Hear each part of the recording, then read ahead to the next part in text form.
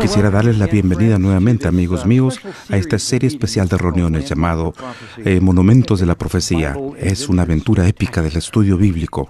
La lección de esta noche es de importancia especial porque vamos a hablar realmente acerca del clímax de la historia. Es la segunda venida de Jesús. Se titula la lección El regreso del Rey. La historia que estamos viendo esta noche proviene de Segundo de Reyes, capítulo 11. Posiblemente una de las reinas más malvadas de toda la historia es la hija de Jezabel. ¿Alguna vez has oído acerca de Jezabel? Tuvo una hija que realmente fue peor que su mamá. Ella se llamaba Atalía, y mientras que Jezabel estaba lista para matar a los profetas de Dios, Atalía quería matar a sus propios nietos. Cuando su hijo Ocosías murió en batalla, ella no quiso compartir el trono con nadie. Ella tomó el poder tratando de eliminar toda la simiente real de David y hizo que se exterminara a sus nietos. Y su hijo, Ocosías, tuvo varios hijos, pero uno de un solo año de edad se llamaba Joás. Y en realidad, Josaba, hermana de Ocosías, tomó al niño y lo ocultó en el templo de Salomón al cuidado del sumo sacerdote. El templo había sido descuidado durante el tiempo de Atalía porque era una reina pagana.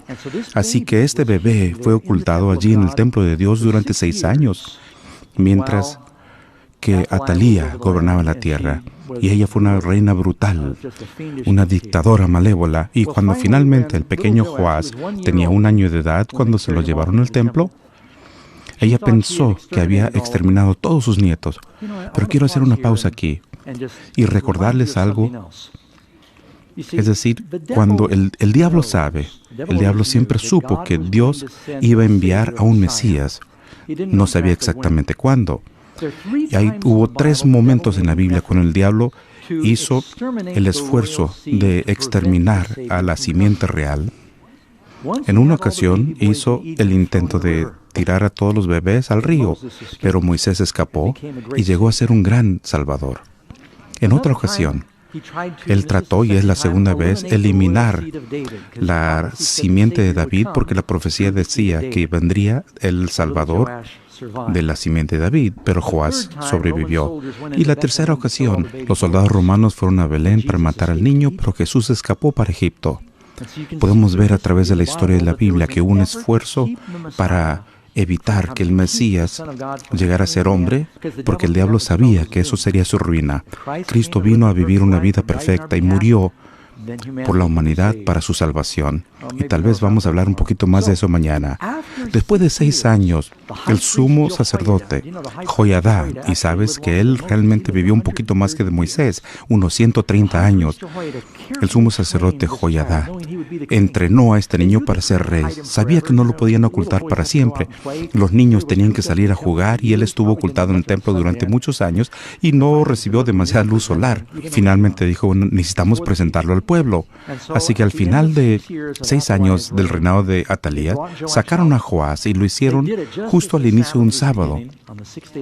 Y le dijo al pueblo, a los soldados, guarden al rey, toquen la trompeta. Y llegó la gente al templo y encontraron que todavía seguía con vida un hijo de David. Le pusieron una corona en su cabeza y le pusieron el testimonio en la mano, y todo el mundo se estaba regocijando y decían, ¡viva el rey! Y Atalía escuchaba esto desde el palacio y llegó corriendo y dijo, ¡traición, traición! Y la Biblia nos dice que se la llevaron a ella y a todos los que la apoyaban fueron destruidos. Esto es histórico y se cumplirá en el futuro. Este es el hijo de David, que fue ocultado en el templo del Señor durante 6 años. Y cuando salió del templo, sonaron las trompetas. ¿Será que se van a sonar las trompetas cuando venga Jesús? La gente se regocijó y aquellos que lo siguieron fueron salvados. Fue liberado el reino y aquellos que siguieron a Atalía fueron destruidos. Y cuando vamos a Apocalipsis 17, la reina malvada persigue a los profetas y quieren destruir la simiente real. A ella se le llama la madre de las rameras. Eso es lo que tiene en la frente. Atalías es un tipo de ella. A través de toda la Biblia podemos ver patrones que nos muestran la segunda venida. Una de las lecciones principales de las que leemos en la Biblia es el regreso de Cristo. Se llama el Día del Señor. Es la culminación de la lucha entre el bien y el mal y no durará para siempre. Podemos ver cómo es que las cosas cambian en una generación del mundo. ¿Cuánto más tiempo va a durar este mundo como está? Jesús dice, a menos que se acorten estos días, ninguna carne se salvará. Y quiero tener mucho cuidado y muy claro en este momento. Esta noche vamos a hablar de dos cosas principales.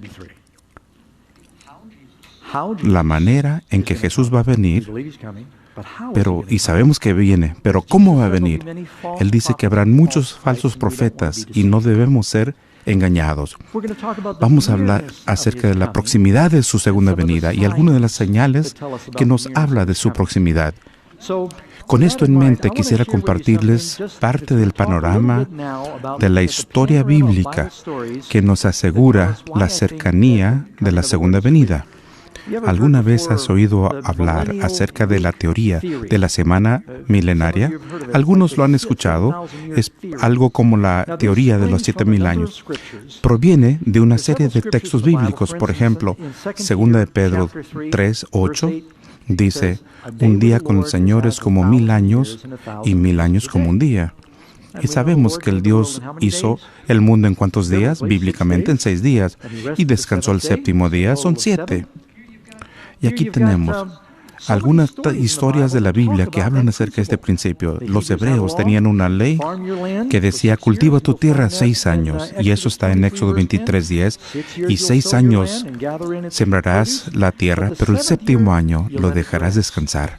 Jesús dice, yo soy el sembrador y la palabra de Dios es la simiente. Por 6,000 años, los profetas, los patriarcas, Jesús mismo y todos los apóstoles han estado predicando la palabra. En el Apocalipsis muestra que Jesús viene a la cosecha. Entonces tenemos 1,000 años llamado el milenio y lo leemos en Apocalipsis 20. Cuando la tierra está desolada, vivimos y reinamos con Cristo y es exactamente lo que tenemos en la economía bíblica.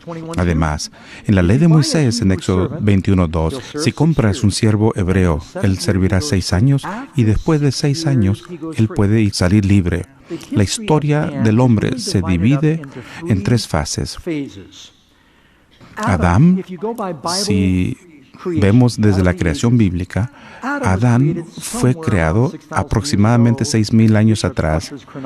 De acuerdo a la cronología Bishop, él decía 4,004 antes de Cristo, pero aproximadamente 6,000 años atrás, durante los primeros 2,000 años de la historia, Dios predica el Evangelio a través de los patriarcas. Ese era Enoc, Noé, Matusalem, y entonces, 204 antes de Cristo aproximadamente, nace Abraham. Y durante los siguientes 2,000 años, Dios le concede los oráculos de la verdad a la nación judía. Y tenemos todo eso en la Biblia.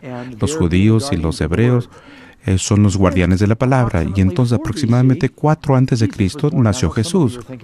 Y yo sé que algunos piensan, ¿cómo pudo Jesús nacer 4 antes de Cristo? Antes decíamos antes de Cristo, ahora dicen es antes de la era común.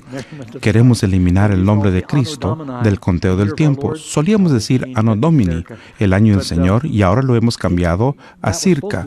Eso es el 0. Debiera haber sido el momento cuando nació Jesús. Después de establecer el método de datación antes de Cristo y después de Cristo, aprendieron mucho más de la arqueología. Se dieron cuenta que Herodes el Grande murió alrededor de 2 o 3 antes de Cristo y él es quien quiso matar al niño Jesús. Él tuvo que haber nacido antes de su muerte. Eso, aunado a su bautismo y los dirigentes, corroboran la historia que sabemos. Durante los siguientes 2,000 años, Dios predica a través de la iglesia. Y entonces tenemos este juicio, el reino del milenio que sucede, que es aproximadamente un sábado de 1,000 años. Y mira qué patrón tenemos aquí. Un día con el Señor es como 1,000 años, y 1,000 años es como un día. Y tenemos aproximadamente 2,000 años desde la creación hasta Abraham. Y luego 2,000 años de Abraham hasta la época de los judíos a Cristo. Y entonces los últimos 2,000 años en la época en la que vivimos ahora, desde la primera venida de Jesús hasta la segunda. ¿Sabías que si nos remontamos exactamente 2,000 años, Jesús tendría entre 18 y 19 años? Estamos exactamente 2,000 años después. Estamos viviendo aproximadamente 2,000 años entre el nacimiento y la muerte de Jesús. Y entonces, ¿cuándo viene? No estoy asentando una fecha. Jesús dice, esos días se podrían acortar, podría ser más tarde de lo que pensamos. Dice la Biblia que Dios es longánime con nosotros y no está dispuesto a que nadie perezca.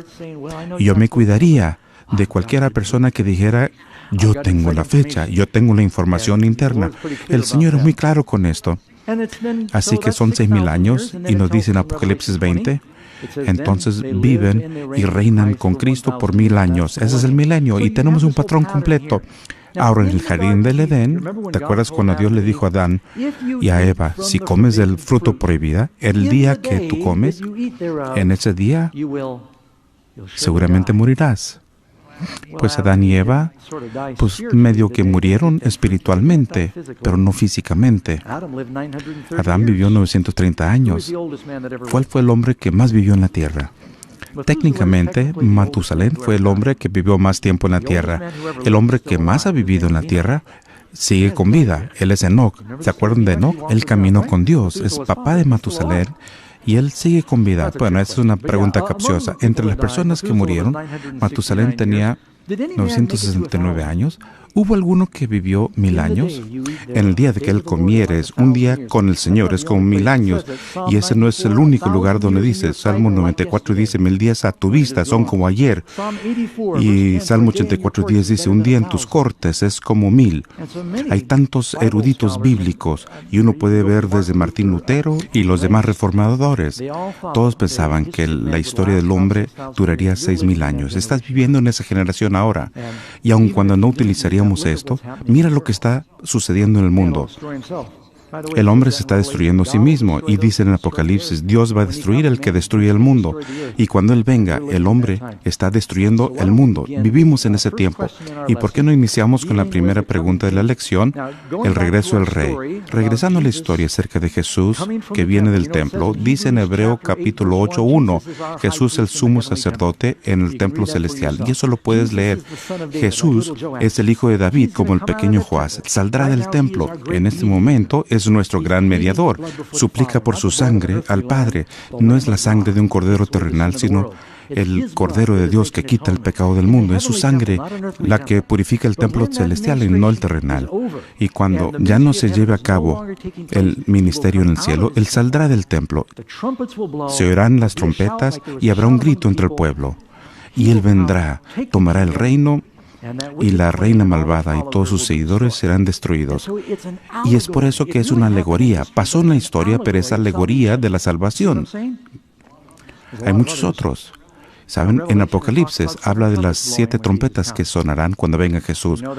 Cuando Josué tomó la tierra prometida, se tocaron las 7 trompetas. Al leer el Apocalipsis, encontrarás que la llave para revelar sus misterios son las historias del Antiguo Testamento. Me preocupa algunas iglesias que solamente usan el Nuevo Testamento, y realmente necesitamos el Antiguo Testamento para estudiar las profecías. Así que, ¿quién es el rey que pronto saldrá del templo celestial? Apocalipsis 14:14. Miré, y aquí hubo una nube blanca, y sobre la nube uno sentado semejante al Hijo del Hombre.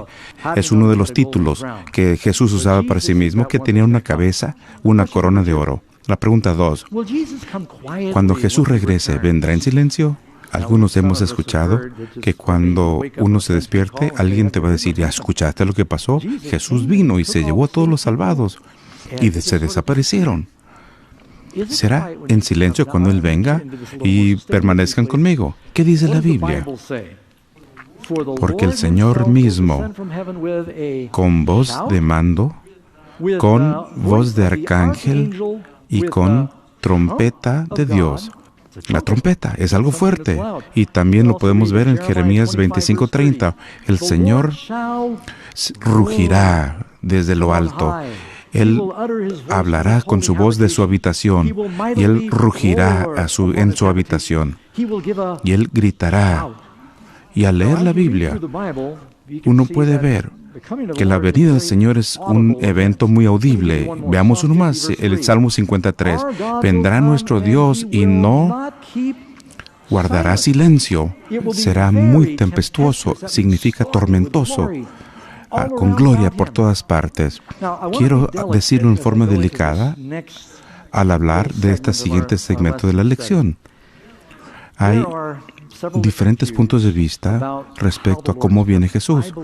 Yo creo que hay muchas personas que van rumbo al cielo de muchas denominaciones, si me escuchan bien, y yo sé que estamos en desacuerdo. Y ¿sabes? Podemos estar en desacuerdo. Todos podemos estar en desacuerdo como cristianos, pero quiero compartir con ustedes lo que los cristianos creyeron durante los primeros 1800 años de la historia del cristianismo. Lo que comparto con ustedes no es nuevo, es viejo. Lo que es nuevo teológicamente es lo que está sucediendo en este momento, el escenario de que no hay nadie que quede atrás. No les puedo dar toda la historia, sin embargo, esto surgió de la Biblia de estudio Scofield y es una interpretación futurista de la profecía, donde dicen que hay 3 principios utilizados entre los cristianos. Y tenemos que utilizar términos técnicos, que es la pretribulación, medio de la tribulación y post-tribulación. Y todos los cristianos están de acuerdo que hay una gran tribulación conectada con la segunda venida. Pero ¿qué sucede? ¿Será que la tribulación sucede y luego viene Jesús? ¿Será que Jesús viene en medio de la tribulación? Hay quienes piensan que es un periodo de tribulación de 7 años y Jesús viene a los 3 años y medio. ¿O será que el Señor viene y viene la tribulación después de eso? Yo pertenezco a la vieja guardia y lo que solía ser el punto de vista tradicional. La iglesia está aquí y por eso Jesús dijo, el que aguante hasta el fin. Les quiero hacer la pregunta, ¿será que la Biblia te enseña que Dios salva a su pueblo en la tribulación o de la tribulación? Pablo nos dice que es por mucha tribulación que entramos al reino de los cielos. Jesús dice, te van a odiar en todas las naciones por mi nombre. ¿Será que Dios salvó a Noé del diluvio o en el diluvio? ¿Será que salvó a Job en sus pruebas o de las pruebas? ¿Qué me dice de José antes de haber reinado? ¿Será que Moisés sufrió en el desierto? Encontramos que por toda la Biblia Dios refina a su pueblo por las pruebas. El Señor viene por una novia sin mancha ni arruga. Las 10 plagas que cayeron sobre Egipto son similares a las últimas 7 plagas del Apocalipsis. Los hijos de Israel, el pueblo de Dios, ¿estuvieron en Egipto al caer las 10 plagas? ¿Sabían que las primeras 3 plagas los hijos de Israel lo experimentaron junto con los egipcios? Sin embargo, fueron preservados de las últimas 7 plagas, así como nosotros seremos protegidos de las 7 plagas, pero ellos estaban en Egipto cuando pasó.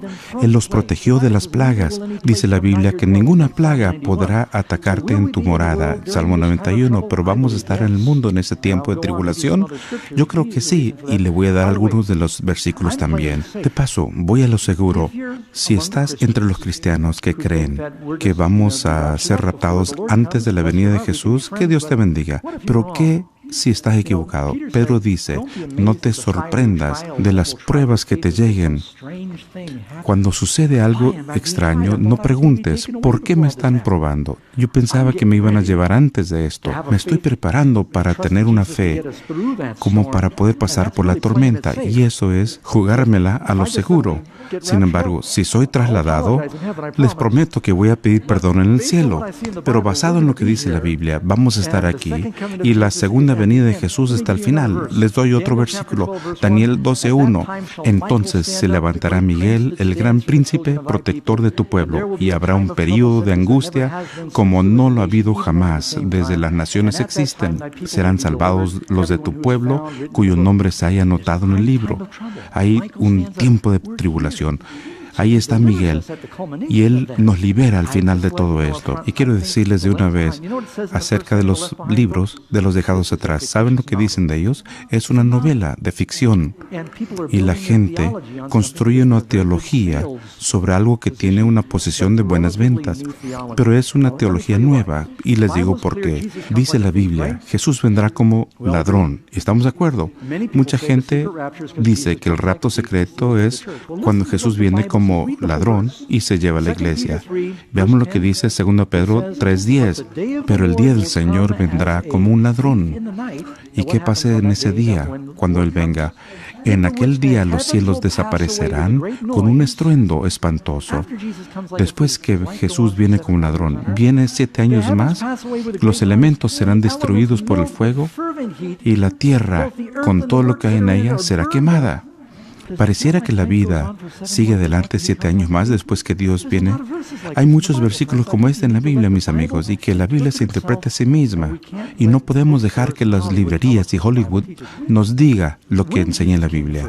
Cuando vino Jesús por primera vez, ¿estuvo lista la iglesia? ¿O habían entendido mal sus profecías? Su propio pueblo que tenía Biblia malentendieron cómo vendría y por eso fueron engañados y no estaban listos. ¿Será que el diablo ha cambiado? ¿O será posible que él va a tratar de engañar a la iglesia por la segunda venida?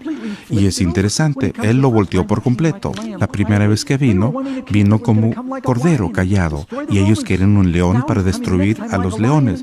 En la segunda vez viene como león, y él viene callado. Así que lo volvió a cambiar. Y bueno, pregunta número 3. ¿Qué otra evidencia física acompañará el regreso de Jesús? ¿Qué dice la Escritura? Apocalipsis 16:18. Y hubo un gran terremoto de tierra, un terremoto tan grande como no lo hubo jamás desde los hombres están en la tierra. Lo dice, es un gran terremoto, es como ningún otro. La gente lo va a saber, ¿verdad? Número 4. ¿Quiénes verán a Jesús cuando regrese? Nos dice en Mateo 24:30, entonces aparecerá la señal del Hijo del Hombre en el cielo, y entonces lamentarán todas las tribus de la tierra, y verán al Hijo del Hombre viniendo sobre las nubes del cielo con poder y gran gloria. Verán que viene. ¿Cuántos?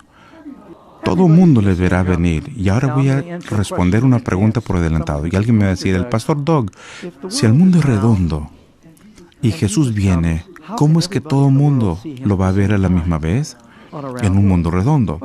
Yo no dije que a la misma vez. La gente quiere crear problemas que no existen. Cuando Él venga, todo el mundo le verá. Y en la medida que van subiendo los santos, todos los que estén vivos lo van a ver, y los redimidos serán raptados y llevados al cielo. Y de paso, raptado significa trasladado, y es lo que yo estoy diciendo, no es un secreto cuando son raptados. Apocalipsis 1:7, he aquí, Él viene con las nubes, y nos dice, todo ojo le verá. En Hechos capítulo 1, cuando Jesús asciende al cielo, los discípulos miran al cielo. 2 ángeles aparecen ante ellos y le dicen, Galileos, ¿por qué veis al cielo? Este mismo Jesús que fue tomado al cielo regresará de la misma manera como lo vistes ir. ¿Ellos vieron cómo se fue? Él dice, bueno, lo van a ver igual como se fue. Cuando subió a las nubes, bajará en las nubes. Era real y vendrá real. Lo vieron como se fue y vendrán como viene. Y no es un secreto, todos vamos a ver a Jesús cuando viene. Y es importante porque habrá muchos falsos cristos y profetas. Pregunta número 5. ¿Quiénes vendrán con Jesús cuando Él regrese en las nubes? ¿Viene solo? No, podemos ver en Mateo 25:31. Nos dice ahí, cuando el Hijo del Hombre venga en su gloria, ¿y cuántos? Todos los santos ángeles. No dice algunos, no es una contingencia. Todos los santos ángeles con Él. Entonces se sentará sobre el trono de su gloria. ¿Cuántos ángeles son? Bueno, vamos a especular. Alguien dijo, y gracias por las preguntas. Veo una pregunta que dice, ¿tenemos ángeles guardianes? Bueno, la Biblia no dice eso, pero dice que hay ángeles. Hablando de niños, los ángeles siempre ven el rostro de mi Padre. Y eso significa que los ángeles están asignados a las personas, por lo menos a los niños. Y cada palabra que hablamos se registra con el ángel. Y hay como 7 billones de personas en el mundo. Así que hay como 7 billones de ángeles guardianes y tal vez vamos a tener otro ángel registrador y hay otros mundos que el Señor ha hecho y hay 10,000 por 10,000 y miles de espíritus ministradores. Imagínate la obra que puede ser un solo ángel. ¿Te acuerdas de donde dice en la Biblia que el ángel del Señor fue por el campamento de los sirios y mató a 185,000 soldados en una noche? Cuando un ángel llegó y sacó la piedra de la tumba de Jesús, Jesús y la guardia romana se cayó como muertos. Un ángel, imagínate, si los cielos están llenos de los ángeles de Dios y ya no velan su gloria, ¿tú crees que vas a requerir un amigo que te digan, ¿lo viste? ¿Ver qué? Jesús y todos los ángeles vinieron ayer. ¿Lo viste? No, nadie se va a sorprender por esto. Todo el mundo lo va a saber. Dice Dios que es como relámpago que va de un lado del cielo al otro. Número 6. ¿Qué hará el brillo de la venida de Jesús con los impíos vivos? Sabemos que a los salvados van a ser arrebatados. Y vemos en 2 Tesalonicenses 1, 7 y 8, cuando se manifiesta el Señor Jesús desde el cielo con los ángeles de su poder, en llamas de fuego, para dar retribución a los que no conocieron a Dios. Y podemos leer el siguiente versículo, 2 Tesalonicenses 2, 8.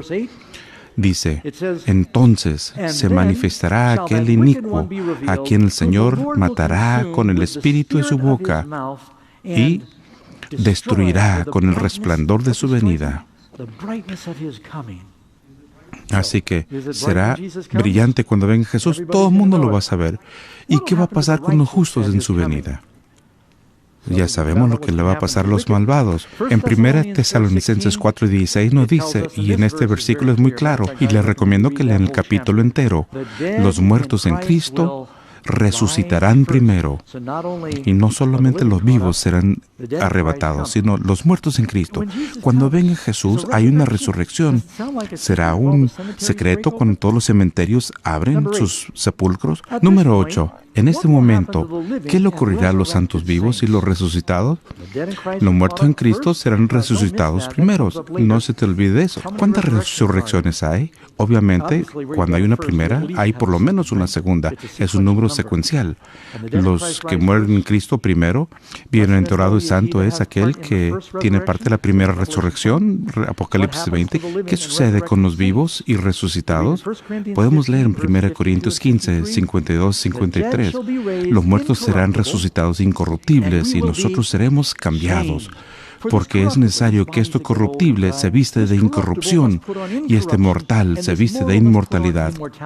Cuando Jesús venga, vamos a recibir cuerpos glorificados e inmortales y seremos transformados en un abrir y cerrar de ojos. Vamos a podernos juntar con los santos en el aire y Él nos va a llevar a la gloria y atrás va a haber pura destrucción. Los elementos se van a derretir con el calor y la teoría de que la vida sigue adelante varios años después que Jesús venga en gloria no es bíblica. Número 9. Después de ser transformados, ¿qué ocurrirá con los justos? Y leemos nuevamente en 1 Tesalonicenses 4:17, nos da más información. Luego nosotros, los que vivimos, los que hayamos quedado, seremos arrebatados juntamente con ellos en las nubes para recibir al Señor en el aire. No se pierdan eso, unirnos al Señor. ¿Dónde? En el aire. Vamos a hablar más acerca de esto, pero hay muchos profetas falsos y cristos falsos allá afuera. Y de una vez sabes, si alguien viene y toca tu puerta, ellos, tú sabes, aparecen en alguna otra parte del mundo y dicen que son Jesús. Si tocan el piso, están mintiendo. Porque no nos dice en ninguna parte que los pies de Jesús tocan el suelo. Nos vemos con Él en el aire. Vamos a Él. Y Él dice, voy a preparar un lugar para ti. Juan 14. Y si voy y os aparejaré un lugar, los recibiré ante mí mismo, para que donde yo estoy, en casa de mi Padre, allá los voy a llevar.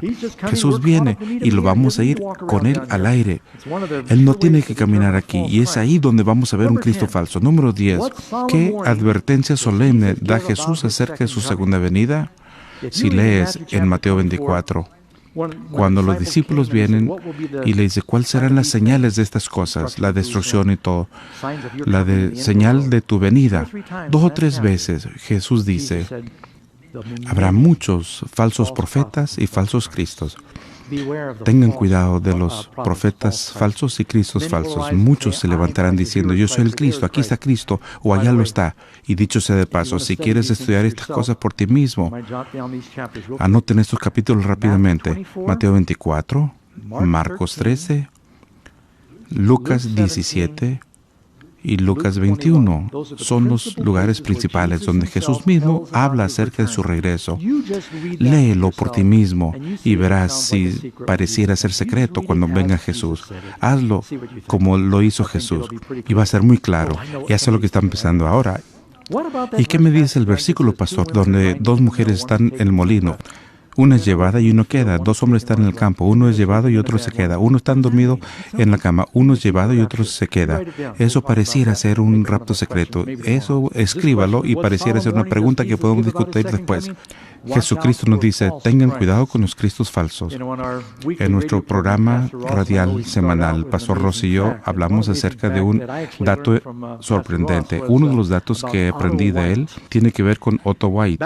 En 1913, muchas de las naciones europeas orientales consiguieron la independencia. Entre ellas está Albania y pudieron escoger su propio rey. Ellos quisieron tener al rey Edin, que era un príncipe de Turquía, y queremos a este que sea nuestro rey. Eso fue antes de internet, televisión, fotografía o radio, y muchos no sabían ni siquiera cuál era su aspecto.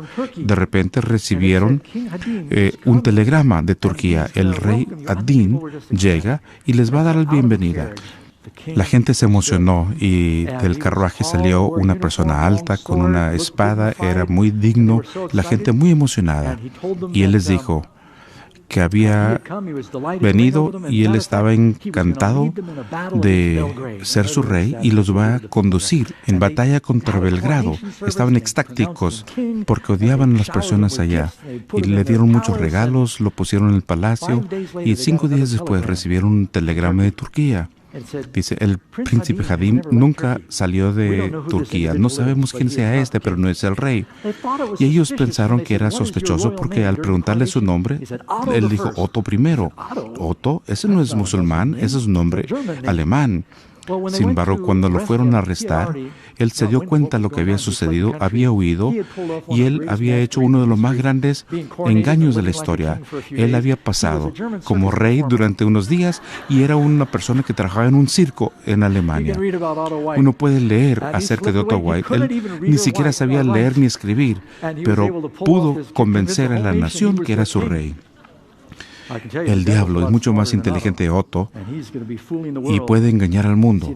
El diablo quiere personificar a Cristo. Hay mucha gente que dice ser Jesús, pero me preocupa mucho cuando Satanás, cuando en su gran engaño va a decir ser Jesús. Mateo 24, vamos a ver algunas de las respuestas de la pregunta 10.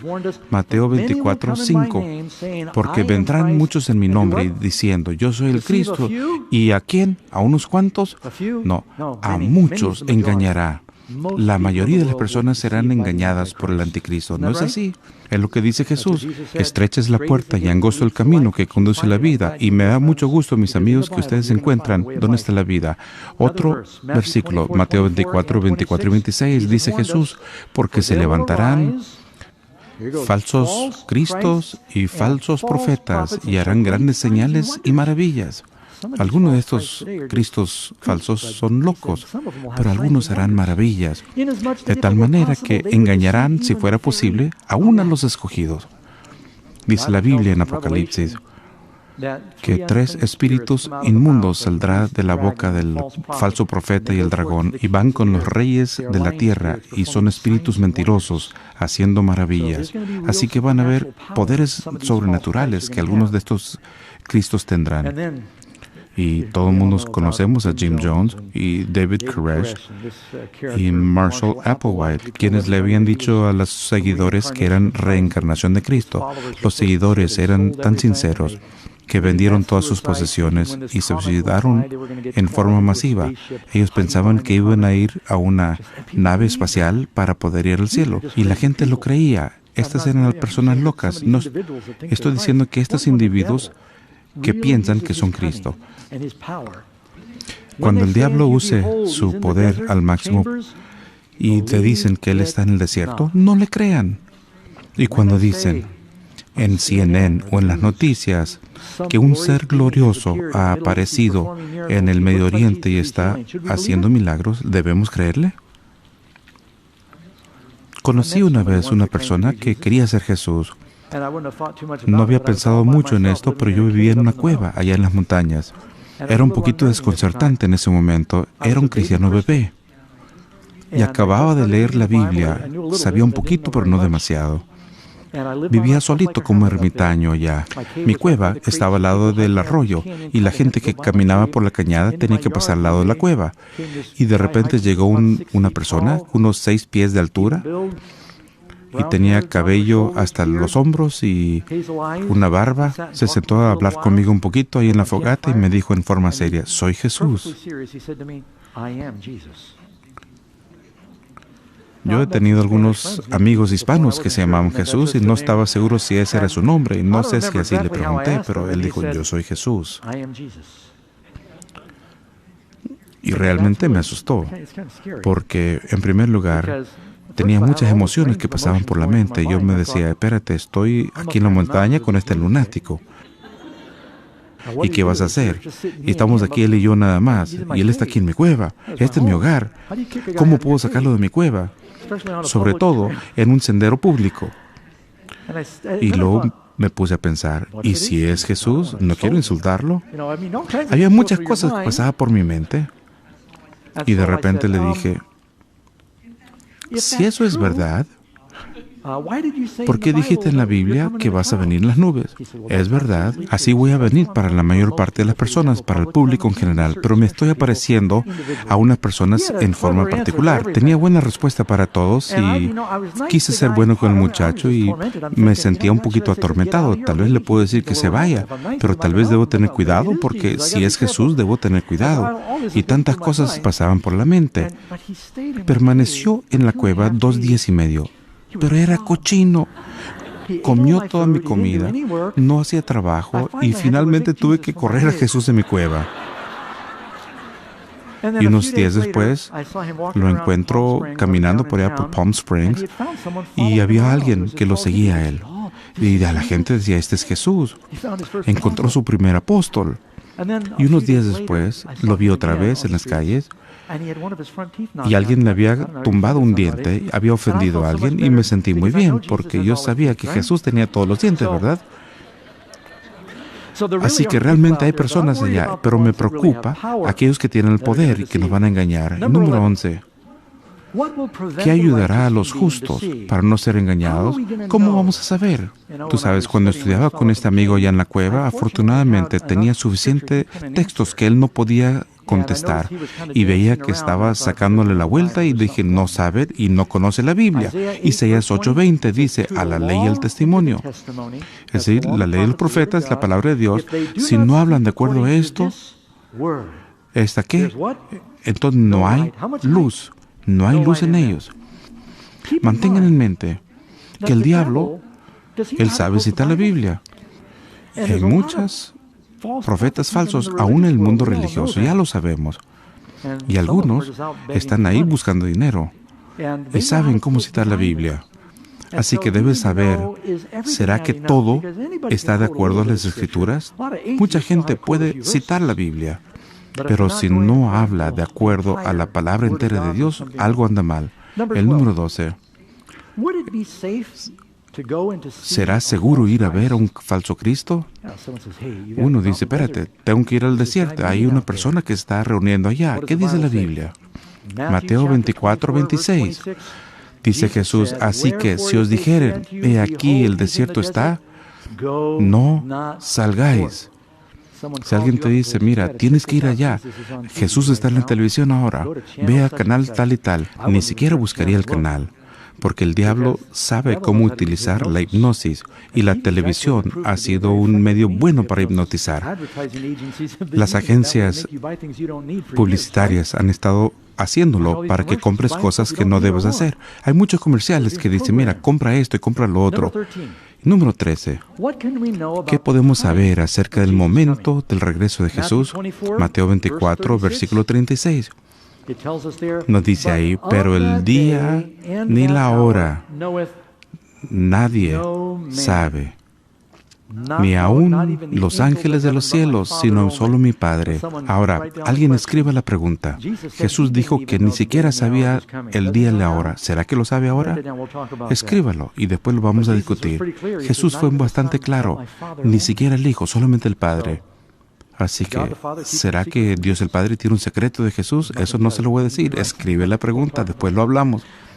Otro, Mateo 24, 33. Cuando veáis todas estas cosas, tal vez no sepamos el día y la hora. Conoced que está cerca, a las puertas. Así que hay muchas señales que Dios nos da en su palabra.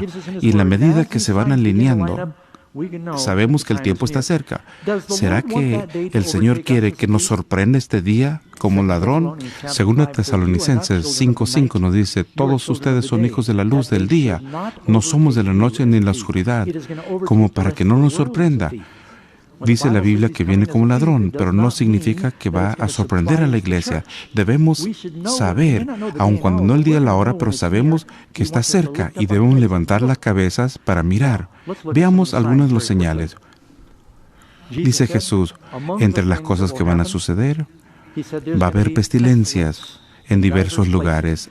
¿Han visto algo en las noticias acerca de plagas y pestilencias? Esta situación del ébola. Yo he estado en África Occidental y realmente creo que van a controlar el asunto del ébola. Es una tragedia de cuánta gente muere. Tiene que ver con el asunto de la higiene y hay que tenerlo bajo control. Pero realmente el tipo de pestilencia que yo estoy pensando es lo que pasó en 1918-19. La mayoría de nosotros todavía no habíamos nacido. Sin embargo, se presentó un episodio grave de influenza que cobró entre 30 y 50 millones de personas.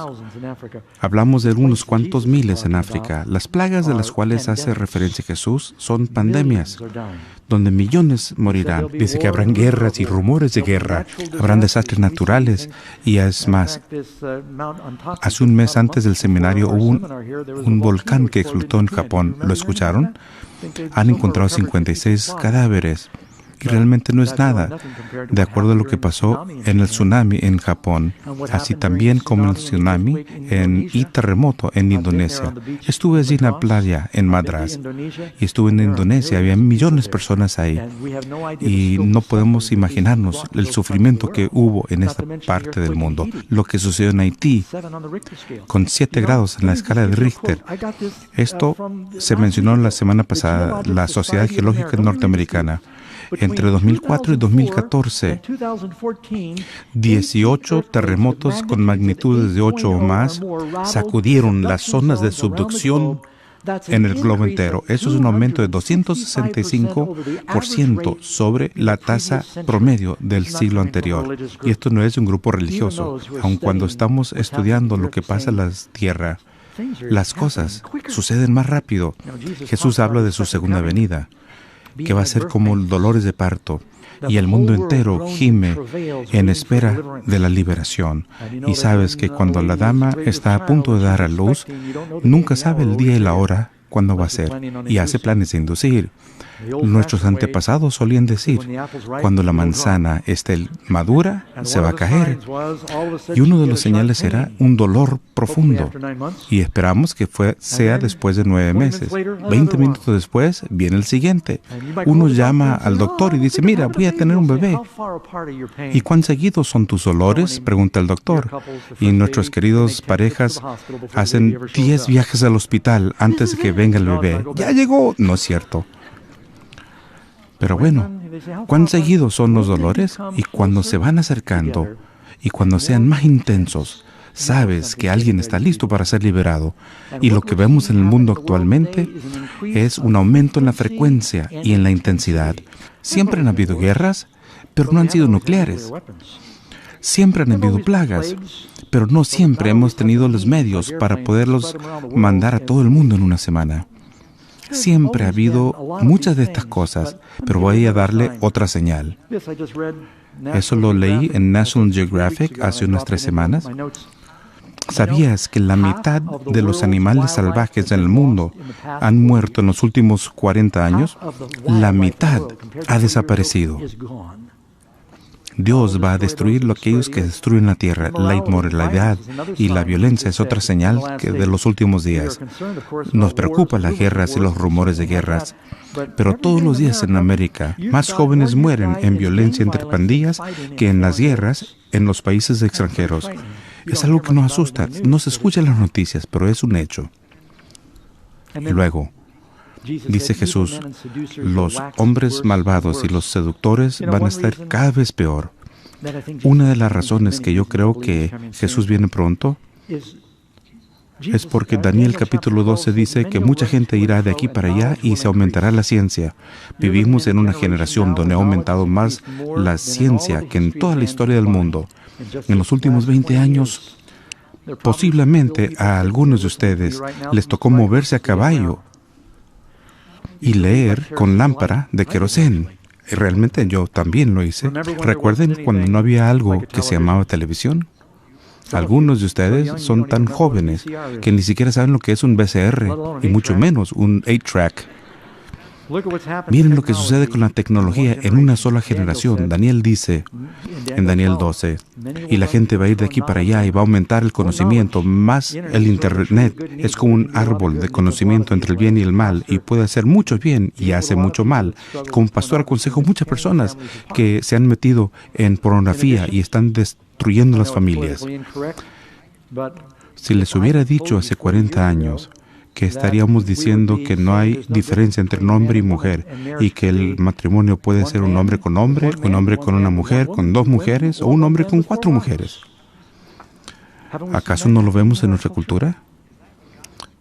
¿Es eso lo que Dios describió como su plan? Jesús dijo, Lucas 17:28, asimismo como sucedió en los días de Lot, así será el día en el que el Hijo del Hombre se manifieste. ¿Cómo fue en los días de Lot? Inmoralidad flagrante, descarada y desvergonzada, en busca de aceptación y atención. Y eso es una de las señales. Miren la población del mundo. Vaya, he estado en la India y en China. Hay muchas personas ahí más. Acabo de llegar de China. Hay 300 millones norteamericanos, no es nada. Cuando vas a un lugar donde hay 1.3 billones de personas, Shanghái, estuve en Shanghái este año, 24 millones de personas. Yo crecí en Nueva York, parecía manejar en Nueva York durante mucho tiempo y seguías ahí. Y no podía salir, es sorprendente. Yo recuerdo cuando había 3 billones de personas en el mundo, algunos de ustedes todavía lo recuerdan, y continúa creciendo. Y ahora estamos en 7 billones y para el 2050 habrá 9.5 billones y se nos están acabando los recursos. Inestabilidad política y es otra señal. Rusia quiere más poder y hay mucho problema en Medio Oriente con tantos países islámicos. Y mira el tumulto que nos rodea. Las naciones se enojaron. El tiempo de la ira ha llegado, dice Apocalipsis. El mundo gasta más de $100 millones la hora en soldados, municiones y máquinas de guerra. Jesús dice, habrán guerras y rumores de guerra. Y yo no quiero asustar a nadie, pero ¿saben de esas armas nucleares que supuestamente hemos eliminado? Ahí siguen. Y nos preocupa. Irán quiere desarrollar armas nucleares. Pero ¿qué sucede si alguno de los países rebeldes también consiguen armas nucleares? Pueden dispararle a Israel. ¿Tú crees que iban a titubear? Ven lo que pueden hacer y eso se ve en televisión. Y nos hace temblar de solo pensar. Solamente la gracia de Dios impide que el mundo se destruya a sí mismo. Dice el Apocalipsis que los ángeles detienen los vientos de la contienda. Número 14. ¿Qué harán los ángeles en la segunda venida de Jesús? Mateo 24:31. Sus ángeles juntarán a los escogidos de los 4 vientos, desde un extremo del cielo hasta el otro. Los van a reunir a todos y seremos arrebatados para vernos con el Señor en el aire. Número 15. Puesto que vivimos junto antes de la segunda venida de Jesús, ¿cómo debemos relacionarnos a este solemne y glorioso evento? ¿Debemos tener miedo? Dice la Biblia que es un evento maravilloso. No esperes hasta el último momento para alistarte, como lo haces con los impuestos. Algunas personas tratan de ver cuál es la fecha y van a decir, bueno, voy a estar con el diablo hasta el último momento y entonces me voy a alistar. Si amas al Señor, no hagas eso. Dice Mateo 24:44, por tanto también vosotros estáis listos, porque el Hijo vendrá a la hora que no pensáis. Tal vez lo va a sorprender en un momento que no lo esperes. Número 16. ¿Cómo será recompensada la gente en la segunda venida de Jesús? La respuesta, Apocalipsis 22:12. Dice, he aquí, yo vengo pronto, y mi galardón conmigo para recompensar a cada uno de acuerdo sea su obra. Somos salvados por gracia, pero somos recompensados por las obras, porque eso ilustra que la gracia de Dios está viva en mi corazón. Número 17. ¿Qué dirán los malvados cuando regrese Jesús? Aguántenme tantito, eso es largo. Apocalipsis 6:15. Y los reyes de la tierra, y los grandes, y los ricos, y los capitanes, los poderosos, y todo siervo y todo libre, y decían a los montes y las piedras, caed sobre nosotros y escóndenos del rostro de aquel que está sentado en el trono, porque el gran día de su ira ha llegado, y ¿quién podrá sostenerse en pie? Ese es el evento grandioso de la historia. Jesús viene y la pregunta es, ¿quién estará listo para su segunda venida? Él quiere que todo mundo esté listo. Dice la Biblia que Dios no está dispuesto a que nadie se pierda, sino que se salven. Apocalipsis 22 dice, aquel que desee que venga y que toma libremente del agua de la vida. Dios no quiere que nadie se pierda. Jesús dijo, aquel que cree en Él no debe perderse, sino tener vida eterna. Él quiere que tú estés aquí y por eso estás viendo y escuchando. Él quiere que sepas que va a regresar. Y si Jesús viene pronto, ¿qué debe ser más importante más que prepararte para la eternidad? ¿Acaso no sería la prioridad de tu vida? ¿Qué va a decir el justo cuando venga Él? Isaías 25:9. No van a estar tristes. Van a estar emocionados con gran gloria. Dice, he aquí nuestro Dios. Le hemos esperado y nos salvará. ¿Crees que te puede salvar, mi querido amigo? Puedes estar listo. Y Él dice, nos gozaremos y nos alegraremos en la salvación. Así que, ¿por qué viene Jesús? Para destruir a todos. ¿Cuál es el propósito de su segunda venida? Juan 14:3. Vendré otra vez y os recibiré a mí mismo. Él vendrá por nosotros. Los malvados serán destruidos por la gloria de su venida. Pero la razón principal de su regresar es porque he ido a preparar un lugar para vosotros y os recibiré, como para que donde yo esté, también vosotros estéis. Viviremos con Dios. ¿Qué no es maravilloso? ¡Qué gozo, mis queridos amigos! Él quiere que estemos listos. No se va a olvidar de nosotros. Me encanta la historia. Y uno de los grandes sucesos de la historia fue el asalto en 1945 en un campamento para prisioneros de guerra llamado Cabatuán. Allí, varios soldados, así como los civiles, habían sido apresados por los japoneses durante muchos años y estaban muriendo de hambre, muriendo de mala nutrición. Habían sido castigados ahí en el campamento. Y mientras MacArthur llegó allí en las Filipinas, tenían miedo que los japoneses ejecutarían a todos los prisioneros de guerra antes de ser liberados. Así que le preguntó a los Rangers que si quién estarían dispuestos a ir a salvar a las personas. 100 soldados, junto con otros guerrilleros filipinos, llegaron y atacaron por la noche y realizaron una liberación grandiosa y pudieron salvar a casi todos los prisioneros. Arriesgaron sus vidas y la historia del Éxodo tiene que ver de cómo es que Dios liberó a los cautivos. ¿Acaso crees que nos va a dejar en este mundo lleno de pecado? Dice, voy a venir otra vez. Vino la primera vez. ¿Será que vendrá la segunda? Quiero que medites sobre esto, mi querido amigo, mientras John canta, y luego terminaremos con una oración.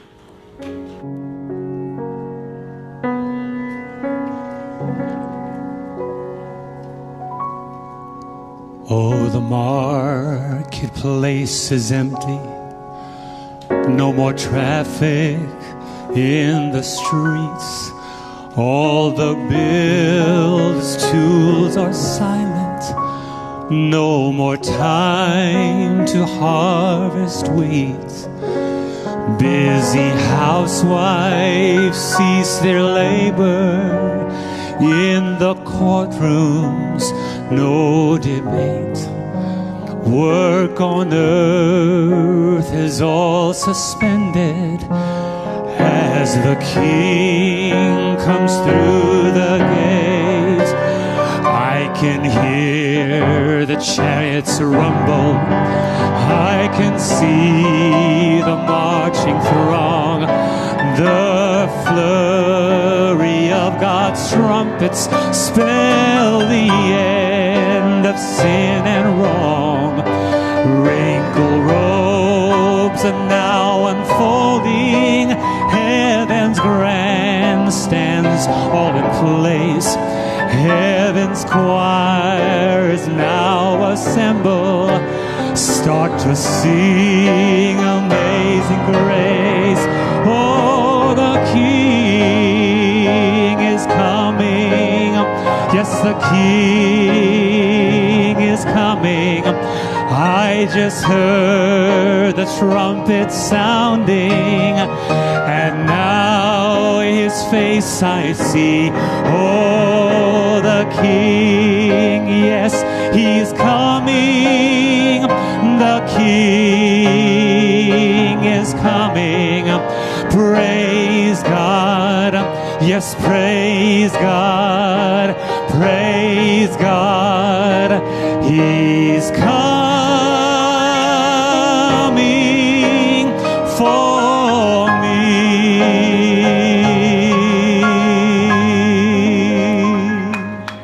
Amén. Amén. Muchas gracias, John. Muchas gracias, Kelly.